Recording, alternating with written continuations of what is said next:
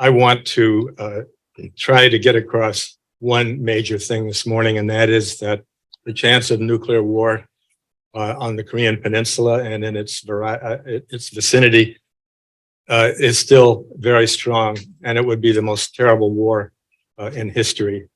And I have to say that the United States government, all presidents, Republicans and Democrats, consistently try to intimidate North Korea by flying nuclear-capable bombers into the Korean theater. Last week, the USS Kentucky, a nuclear sub, was in Korean ports. And the Pentagon always lets us know that these are nuclear-capable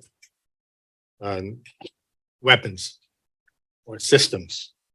And this has been true since 1951, as I will try to show today. One of the still unresolved matters regarding the armistice is whether the North Koreans and Chinese were intimidated by President Eisenhower and his Secretary of State, John Foster Dulles, with their many threats to use nuclear weapons to end the war. They had a policy of massive retaliation, as it was called, and Eisenhower and Dulles both claimed after the armistice was achieved that it was their nuclear terror, frankly, that brought North Korea to sign the armistice. At the time, the administration got newspapers to feature atomic tests in the Nevada desert. Some of you may have seen the wonderful film Oppenheimer that opened last week in the Nevada desert. Well, they announced for the first time that the US had a nuclear cannon.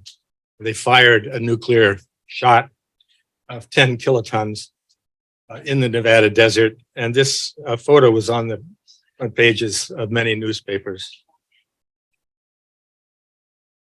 A few days later, that particular story was on May 26th, 1953 in the New York Times.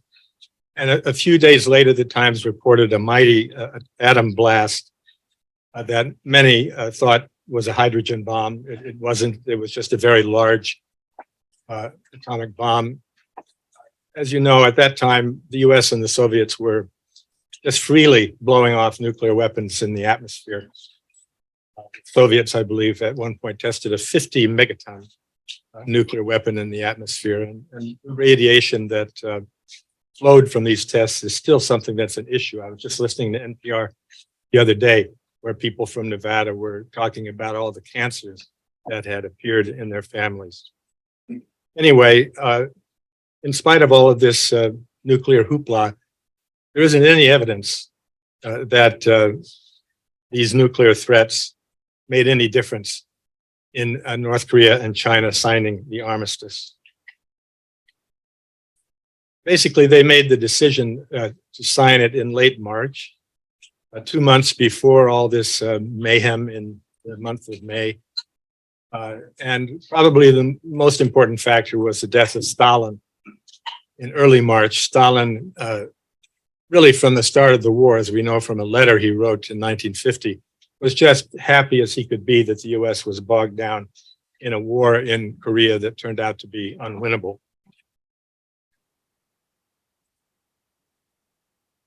The Eisenhower administration also attacked huge dams in North Korea, 5 or 6 of them in May of 1953, just when you had a rice harvest being planted.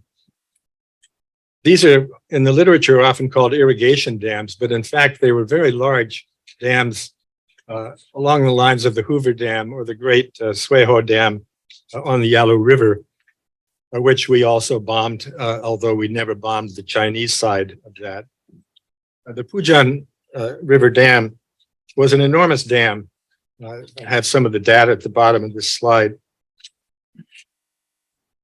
US official Air Force history just crowed about these attacks on the dams. 59 Thunderjets hit the containing wall of Toksan on May 13th, just again a few days from the explosion of these weapons in the Nevada desert. it scooped clean 27 miles of river valley and sent water rushing even into Pyongyang, with 70 villages flooded. When you look at the New York Times, our paper of record from that period, you find that they had war news right on the front page, but in 4 different fonts: a larger font, smaller still, and tiny. And the attacks on the dams made the tiny fonts with no commentary whatsoever, no news story. These were war crimes under a 1949 international protocol. There's no question about it.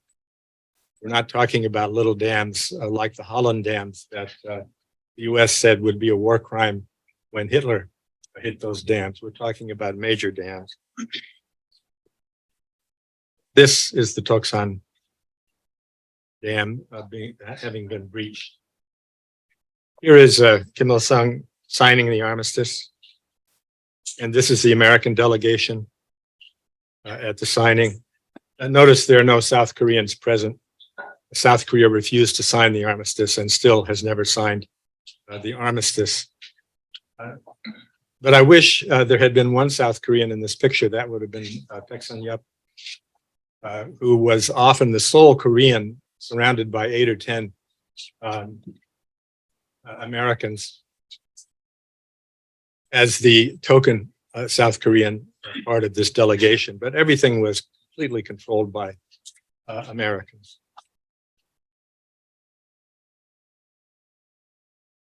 The US Air Force ran out of targets in North Korea within a couple of months of the opening of the war and proceeded to pulverize North Korea for the next 3 years. They dropped the last large bomb about an hour before the armistice came into effect on July 27th. I have data on this slide regarding the enormous tonnage of bombs dropped on Korea, a much smaller country than Germany. And of course, napalm was used throughout the war. And military journals at the time talked about it as a wonder weapon that scared the enemy. It is fundamentally another war crime committed by the US in North Korea. And most Americans know nothing about it. They are always surprised to hear that 16 cities were razed to the ground in North Korea. This is from US Air Force official data.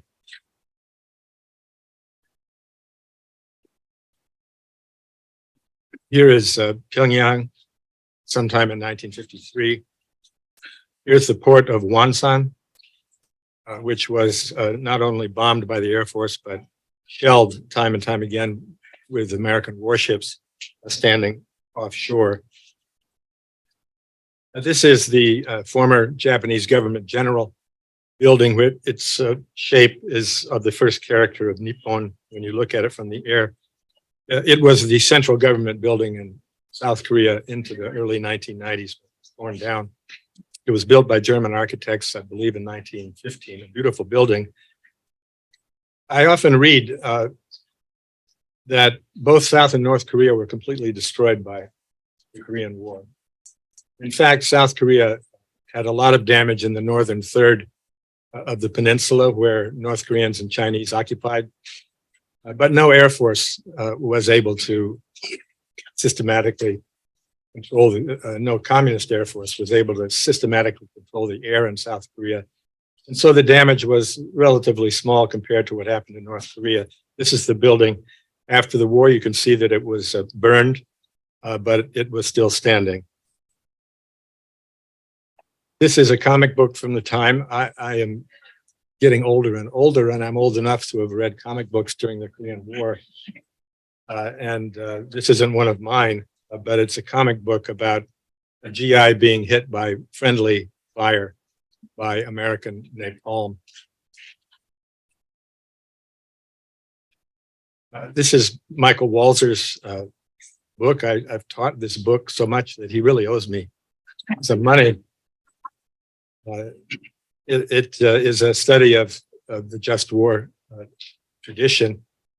And he's really the one, much more expert than I am on issues like war crimes, who argues that our bombing of the North was, in fact, a war crime. I have 2 or 3 photos to show you from Chris Marker's lovely book called Koreans. He originally published it in French in 1958 or 59. He visited North Korea in 1957 and took these pictures of the rebuilding still going on in Pyongyang. Chris Marker, of course, was a great filmmaker and photographer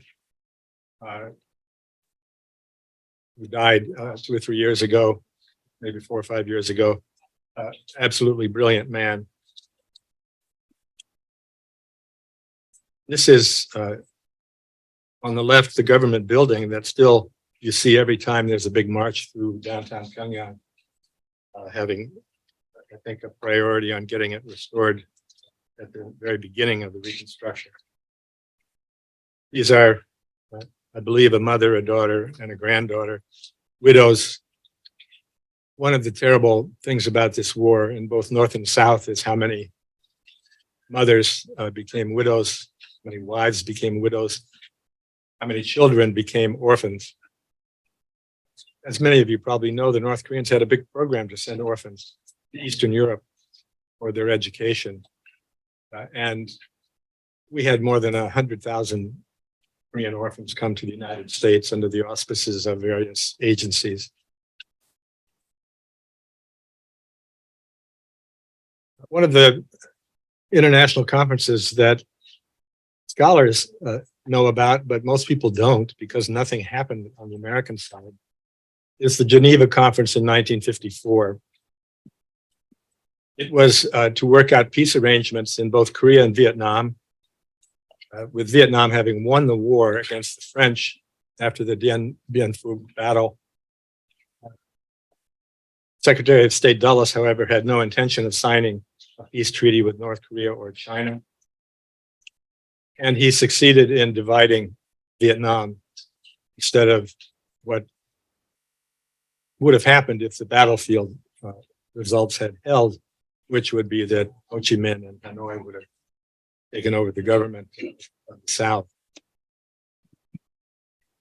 It's a very interesting conference in that respect because the Russians and the Chinese more or less went along with the Americans in pushing for a division of Vietnam. And it was at that time that the U.S. committed to the well-being and longevity of the Saigon regime. So it's very important in the development of the American war in Vietnam. I interviewed Alexis Johnson in 1986, a very interesting man who had actually been in the American consulate in Korea in the late 1930s before the American diplomats were shipped out by the Japanese.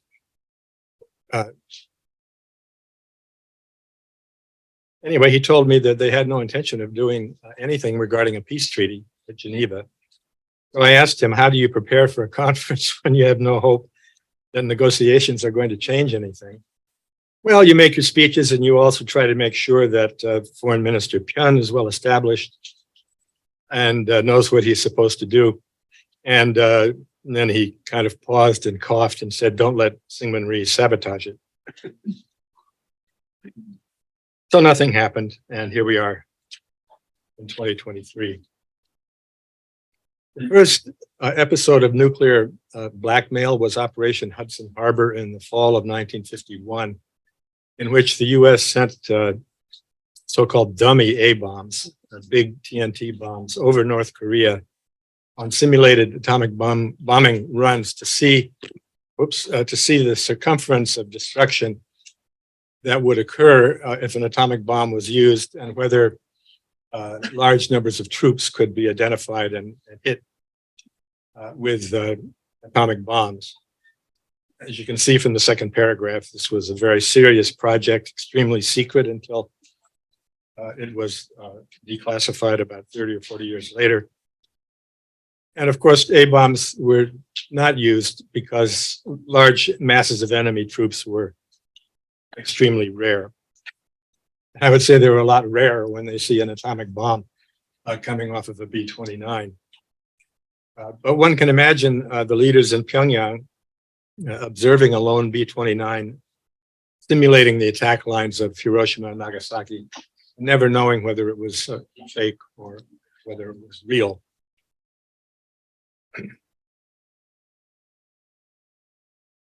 Robert Oppenheimer, one of the things left out of the film, but in the book based on the film, in the film based on the book, that film could never have happened if it had not been for the book by Guy Bird and Martin Sherwin, who are both good friends of mine. Marty, unfortunately, passed away a couple of years ago. Oppenheimer went to Korea as part of Project Vista, which was the beginning of thinking about the use of tactical nuclear weapons on the Korean Peninsula. And early that year, Samuel Cohen observed the battles for recapturing Seoul and thought there ought to be a way to destroy the enemy soldiers without destroying the city, and became the father of the neutron bomb.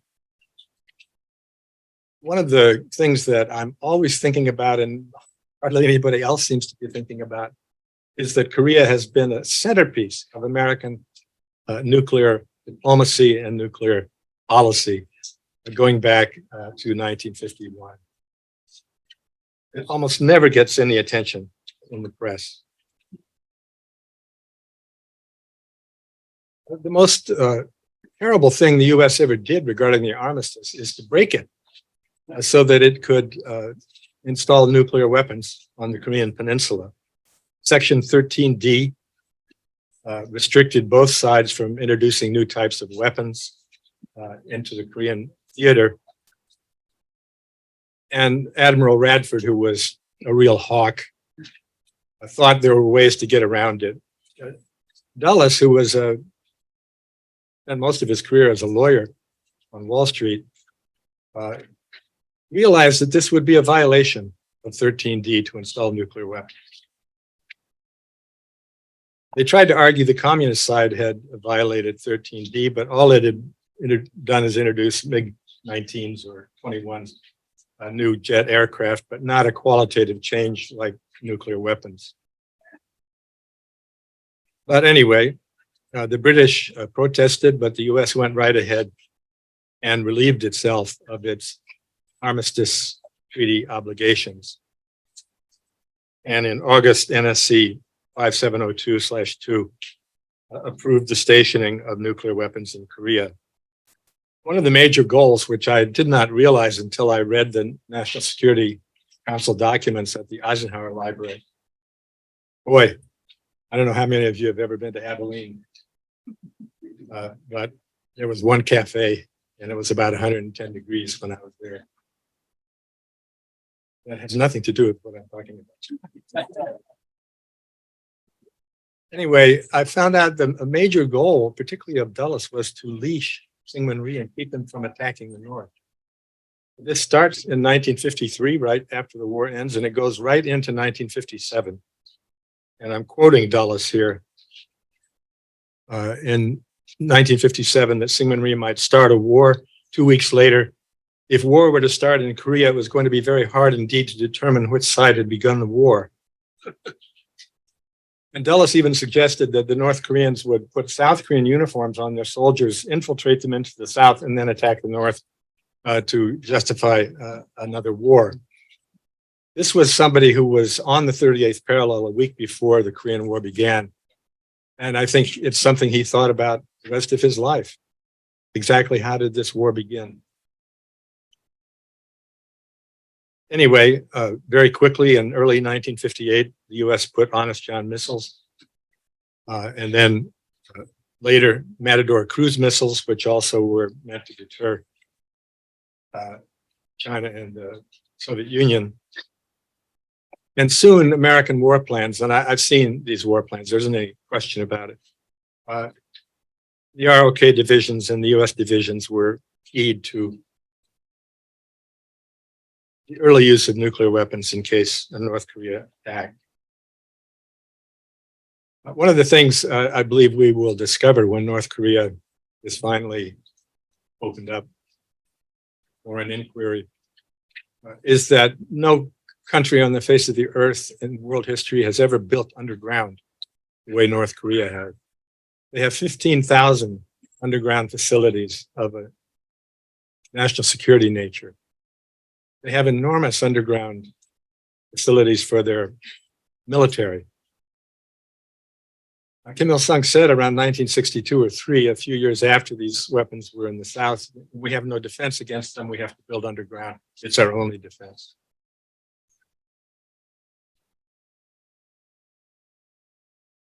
Freeman Dyson, in a great book called Weapons and Hope, Dyson was a physicist at the Institute for Advanced Study at Princeton and a colleague of Oppenheimer. He said the most dangerous nuclear weapons were so-called backpack nukes. They weigh about 60 pounds and yet have the same explosive force as the Hiroshima bomb. One soldier can put this on his back or in a Jeep and move it around, which they did in Korea. And there was always a danger that somehow it might fall into the hands of the North Koreans.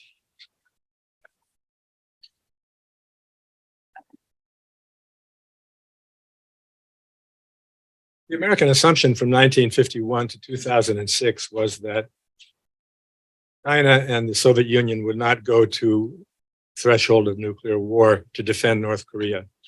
And North Korea had no nuclear weapons. And so you could do pretty much what you wanted with nuclear weapons, unlike, say, the Central Front in Europe, where the use of nuclear weapons would immediately bring the other side to use nuclear weapons. That's one of the key reasons why North Korea was subject to this extended nuclear deterrence for so long. In 1991, the Bush administration decided to withdraw all the tactical other nuclear weapons from South Korea, as well as from around the world. And that was because of new precision-guided conventional weapons with high explosives, which could do the same thing a small tactical nuclear weapon could do without the radiation and other attendant problems. I still don't know whether we maintained nuclear weapons on the bombers that the U.S. keeps at Kunsan Air Base. I just don't know. It's never, as far as I know, been classified whether they do or not. But during the Pueblo crisis in 1968, Richard Nixon wanted to, it's Lyndon Johnson, I'm trying to think back to that distant point. Anyway, the American president, he asked about attacking North Korea with our fighters at Kunsan Air Base, bombers, and he was told they all carried nuclear weapons.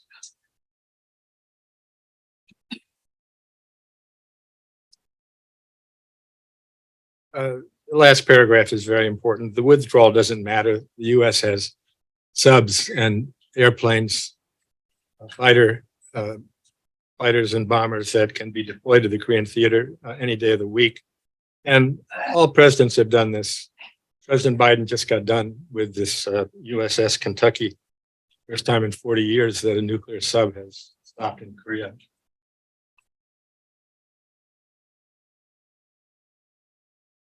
Where's Christine? I'm amazed that I'm keeping to my time. You're what? Keeping to my time. I think what I have to say here is very important. First of all, how easy it is to get into a war and how desperately hard it is to get out. MacArthur said when, on Monday or Tuesday after the war had begun, he was in Tokyo and he said, I can handle this with one hand tied behind my back. A month later, he was saying that the North Korean army was functioning much better than the Japanese army in its infantry tactics. And here we are in 2023. The U.S. refused to recognize the North Korean regime when it came to power, which was not in 1948, but in the interim Central People's Committee in February 1946, when Kim Il-sung became head of that. And in effect, both Kim and Syngman Rhee were the odds-on favorites to lead both governments in 1948, in early 1946, in other words, about 6 months after World War II ended. General Hodge, John R. Hodge, refused to recognize this interim People's Committee, and that began almost 80 years of non-recognition and sanctions. Sanctions began in 1949, before the Korean War, and North Korea is the most sanctioned country on the face of the earth. And guess what? There's no evidence that they have ever done anything positive as a result of those sanctions. Bring in the peace in our lifetime. No more forever war. We want peace in our time. No turning away. No turning away. No more forever war. We want peace first today. Bring in the peace in our lifetime. No more forever war. We want peace in our time. No turning away. No turning away. No more forever war. We want peace first today. Separated families scattered across the globe. Policies of hostility taking their toll. Toll on the heart, toll on Mother Earth. We are here now for peace to be first. Bring in the peace in our lifetime. No more forever war. We want peace in our time. No turning away. No turning away. No more forever war. We want peace first today.